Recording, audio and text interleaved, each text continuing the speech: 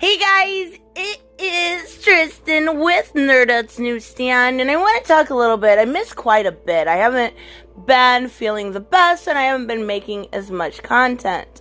Now, I am hopefully getting back to making that content, but I want to kind of update and give some context, before I go into this Mags and Sean Gordon Murphy thing, right? So, we had a bunch of creators, men, right? Posting the most cringy, dare signing type thing possible, right? Men in comics say no. And that is because, whether you want to believe it or not, sexism definitely very much so exists in comics. I've experienced it firsthand. A lot of women have, but then again, it's not what you think. There are very creepy people in comics. They're very creepy men. But I won't take the excuse like with Warren Ellis, and I did cover that. I won't take the power excuse, because you can turn around and say, well, he exerted his power. Well, you exerted your body. So it's tit for tat. So a lot of times these creepy people are, men are followed by just as creepy and useful women. Or useless, I guess would be the better way to say. And that's what we're going to talk about, right? Everybody is virtue signaling. I will not be a creep. I will not hurt women.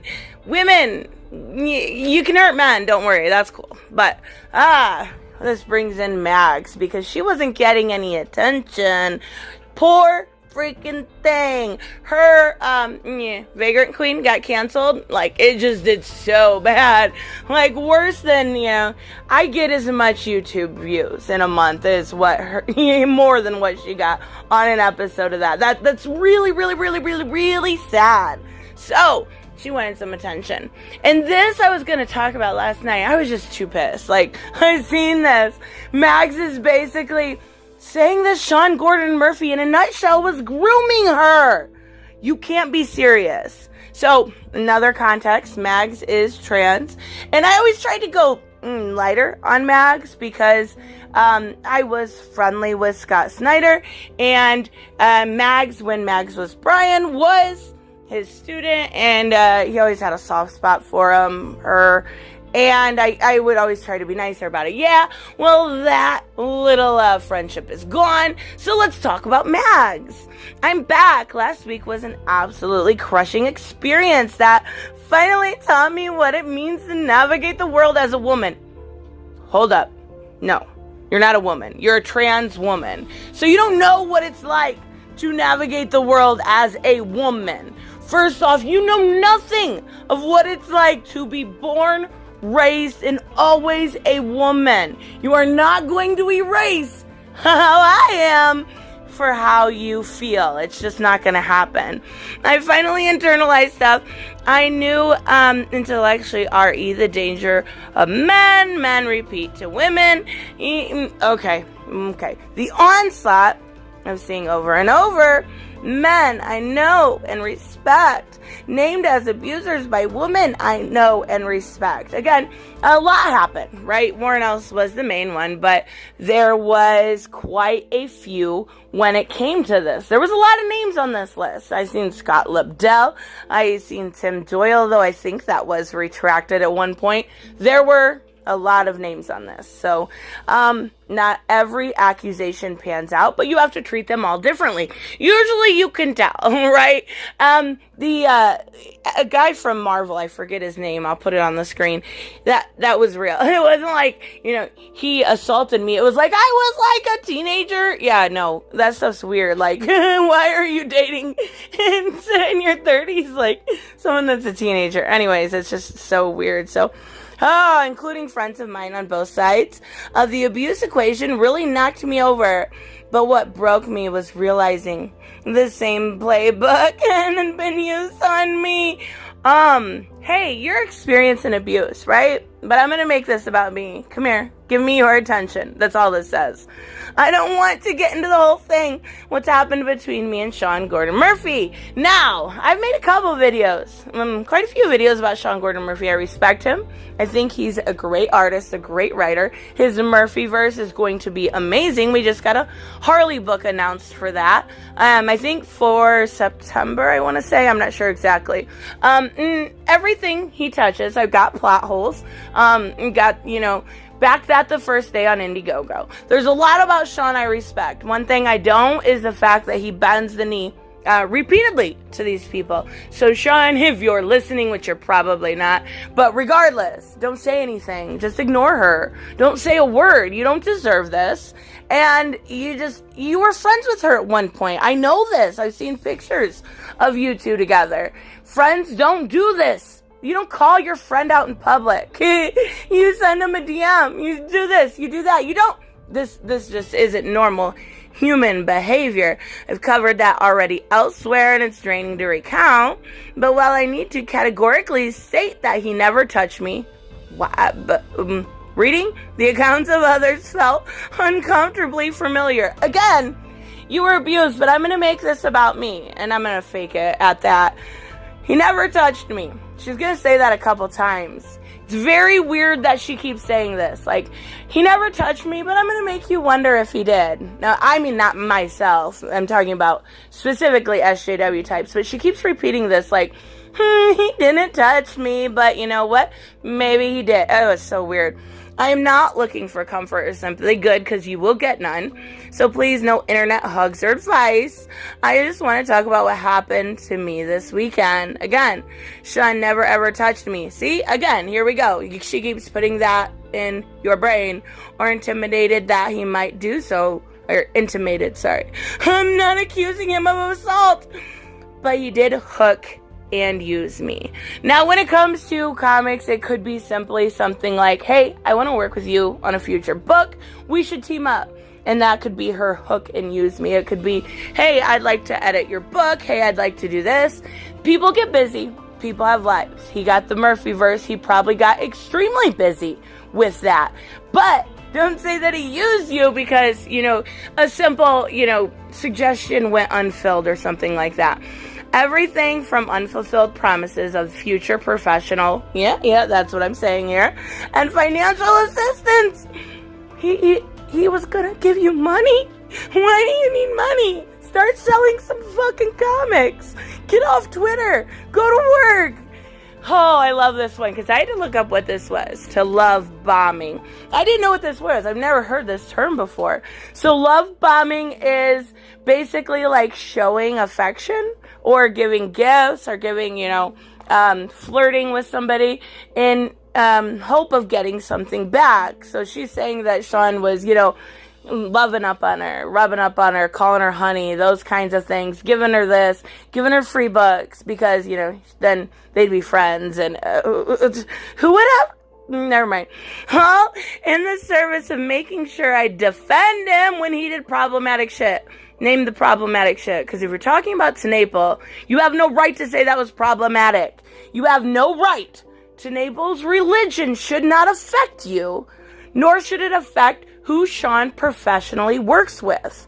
Textbook stuff I've spent days thinking over and talking about with other women he did it to. Okay, other women he did it to. Let's talk about that line, right?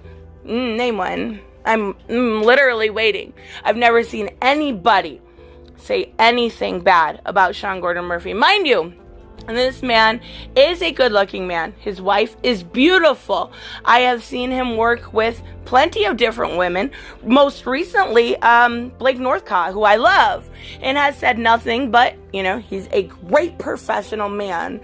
Blake Northcott is beautiful. If he was going to love bomb somebody, I kind of don't think it would be you. I'm just saying, Blake's pretty. But if he was into that, everybody's got their kink. I don't believe you. Show me the other women. Give me receipts. This is ridiculous. You are doing what you've done over and over and over again. You are trying to ruin someone's life, and at some point, these people have to see and get sick of it. And what scared me more than anything Sean did was how easily he did it to me. Oh, I am a victim. I wanted some of his shine. And he validated me during a period of intense career anxiety.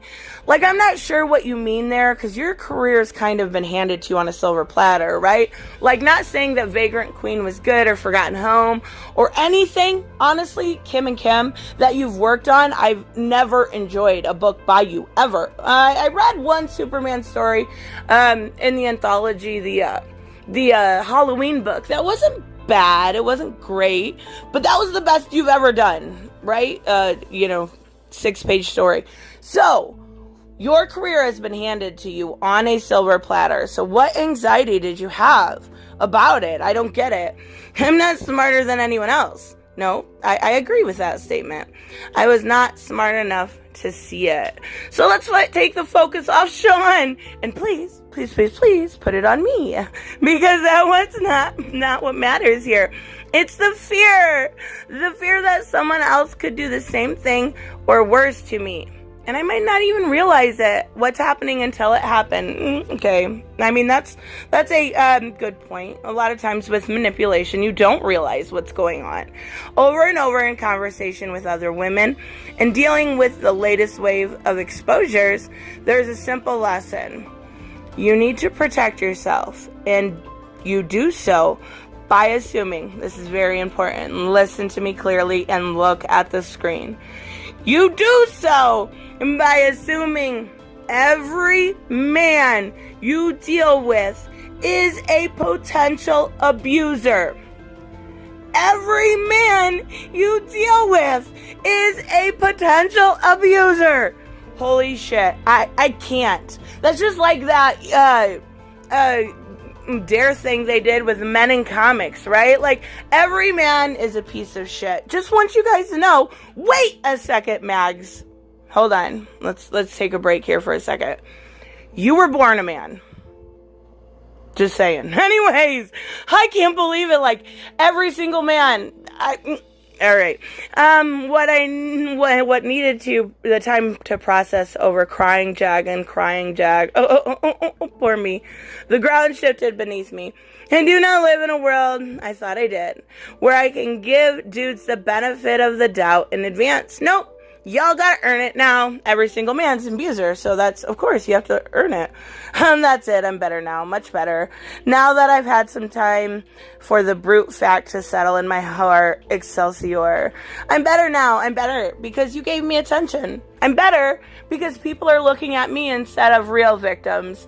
I'm better because I literally am taking advantage of what's going on with the people that deserve it in comics to get the attention on me.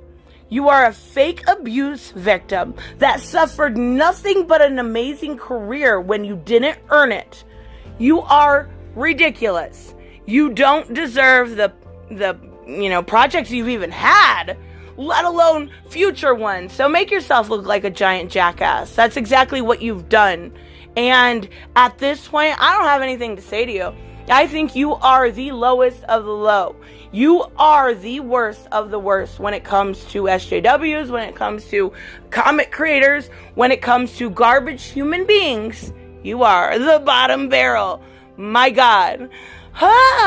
People are ridiculous. Anyways, let me know what you guys think about this. What you think about Mags. If you think what she's saying is legit.